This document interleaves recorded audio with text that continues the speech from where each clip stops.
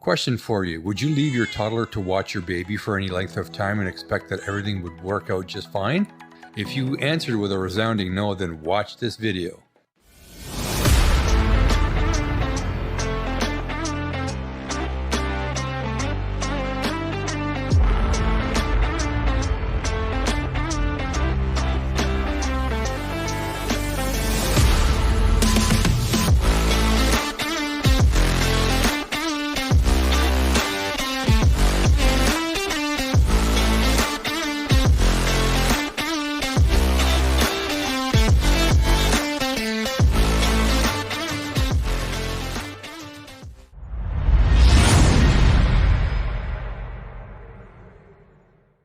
So then why would you hinge the communication of your business to a student who knows nothing about strategy, design, visual identity, and or all of the above? How can you be seen as a trustworthy business person if you can't be seen as being able to sell yourself, let alone help your clients with their products and services? Everyone wants the C-suite, but many fail to see the work it takes to attract such an audience. And this is profoundly daunting for a brand strategist and visual identity expert like me and many others in this field. It strikes at the complexities, insecurities, and hypocrisies of human behavior, and it is a grind, I tell you.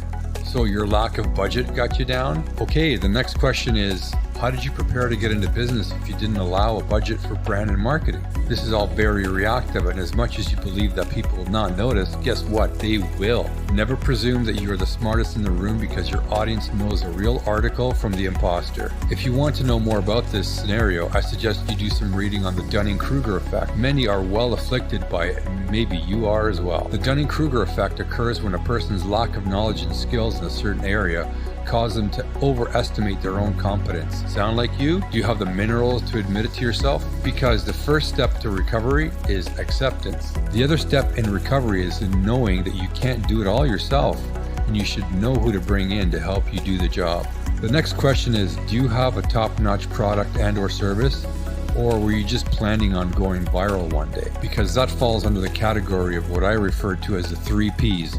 Piss, poor, planning. The devil often hides in the tiniest details. We are in the business of clicks. There's a pervasive belief that a business's visual identity is not something that needs to be deliberately crafted, and it can be left to people who say they can whip together a design and verbiage. Over the years, I've heard it all, from brand is only for the big companies, or but I have a website and a logo, to I don't know anything about it, I left it to my son's friend to deal with it. There's more, and each is more baffling than the next. The stark reality is that not knowing, or worse, not wanting to know, can lead to dire consequences for your brand's image. The worst of the bunch is not growing your audience with the desired personas and your business failing because you did not take the proper incremental steps. Be purposeful in crafting your visual identity.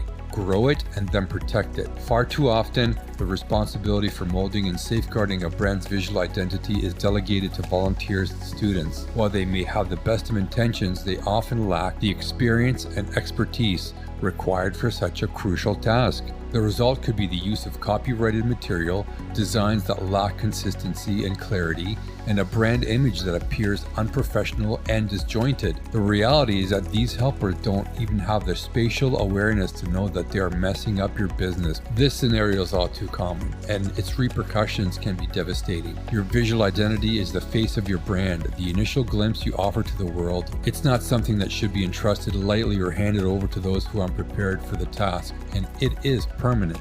So what's the solution? The answer lies in surrounding yourself with individuals who possess both an appreciation for the subtleties of design and an unwavering sense of trust.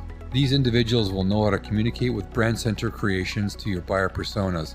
They are those who can differentiate between effective and ineffective design and communication through tried and true skill sets that the average person, let alone an average student helper, simply do not possess.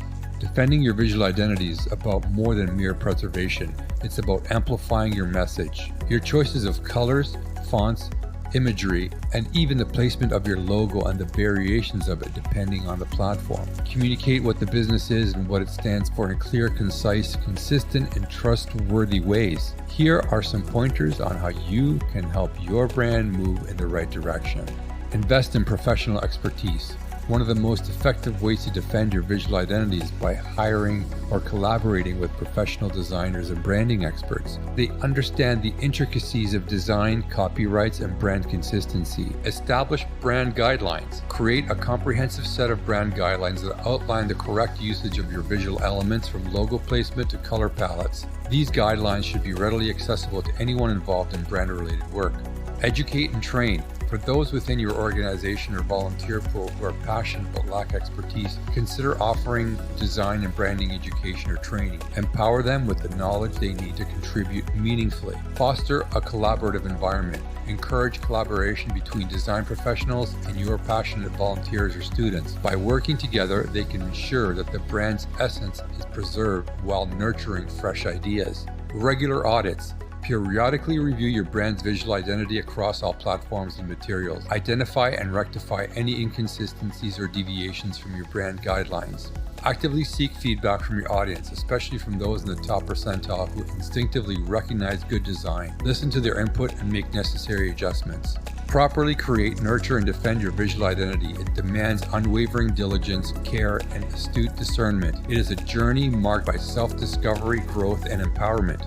Leaving this crucial task to those who neither know nor care is tantamount to leaving raw ingredients on the kitchen counter and expecting kung pao chicken to magically appear at dinner time.